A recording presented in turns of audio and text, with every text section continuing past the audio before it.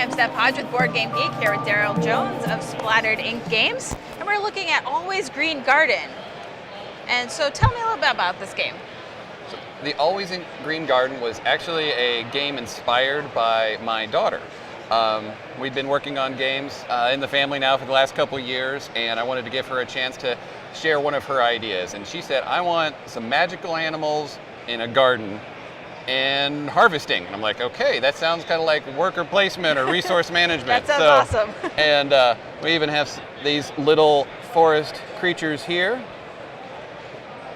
But the idea is that you are one of these gnomes that live in the forest, and you're trying to create the most fantastic recipe or group of recipes in the land so you can get the victory points and win the game.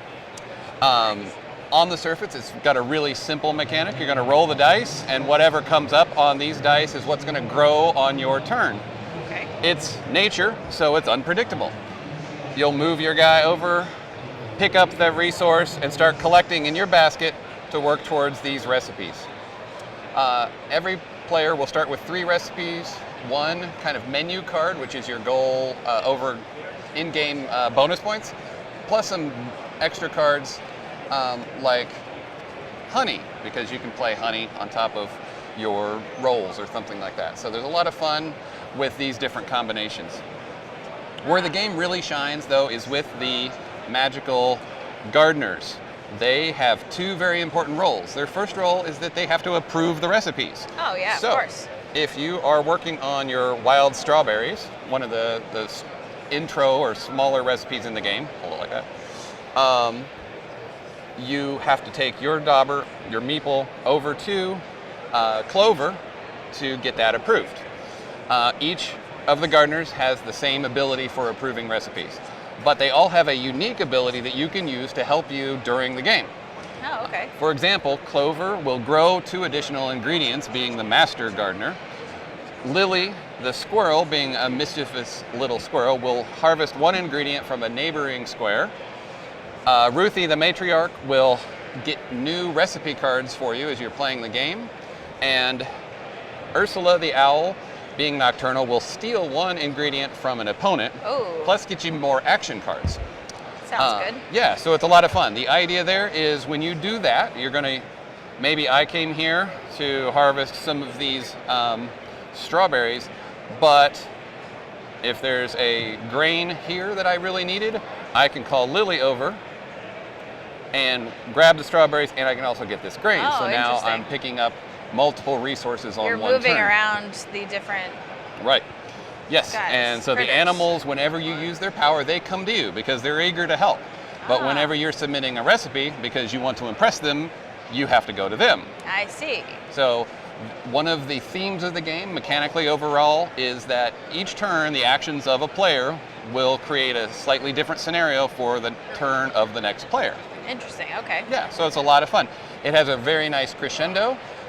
You begin the game where you are just rolling and collecting, but by the end of the game, you will be rolling using the players or the characters' abilities, moving, possibly harvesting a second time. Yeah, it looks like submitting there's recipes. character dice too, right? Correct. So yeah, so once cool. you complete a recipe, you unlock the die of that color. These are super fun because not only do they have higher density of that particular ingredient, but they also have 2 sides with wild card, or so that's the wild side. So even if you're not particularly looking for vegetables, your odds of getting what you want is increased because you have wilds. I see. That yeah, that's good. Yeah, so that's what those do. Once you have even 2 recipes completed, you can use both these dice, completely replacing the white dice on your turn. So there we go. That's really great. Yeah. So it looks like it's still prototype. So yes, this is a handmade prototype. Handmade prototype. Does that mean it's gone to Kickstarter? It's going to Kickstarter? Yes. So our cool. Kickstarter date is July 2nd.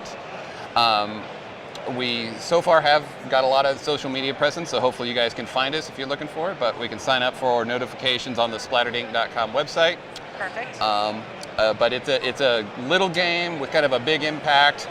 Simple strategy, or simple mechanics, but the strategy grows with each turn. Yeah, and everybody's affecting each other, so you can't really plan, but the dice will help you guide you for your path. Right, So right. that's They will good. guide you. Yeah. You could even toy with the board a little bit. We have these Yeah, tools up here. Ah, okay. This is Ollie the elephant. He has a tool shed in a treehouse.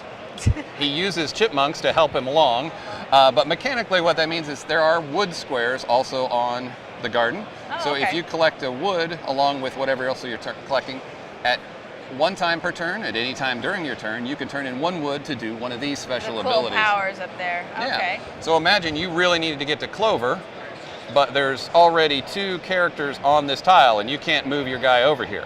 I see. Turn in a wood, use and you this. can rotate everybody. Yeah, and then all the gardeners will rotate to the next square. Oh, that's really handy. It Yeah. helps mitigate what you're trying to do and get it all done. Yeah, exactly. Nice. It's a game based on trying to make the random stuff in your control, so it's not random. Yeah. Right. Excellent. So each of those tiles have a different power on the back, and each turn they turn, or each time they're used, they turn over, and then they turn back over. So Perfect. And again, this is a more game and more for randoms. 2 to 4 players. 2 to 4 And players. how long does it play? It's under an hour usually. Okay. It has a nice kind of pace to it. Everyone's involved every turn. So Yeah. we can look for this in Kickstarter July 2nd. July 2nd. So coming up real soon. It is. Yep. Well, Very thank good. you so much for showing us, Daryl. All right. Thanks for having me.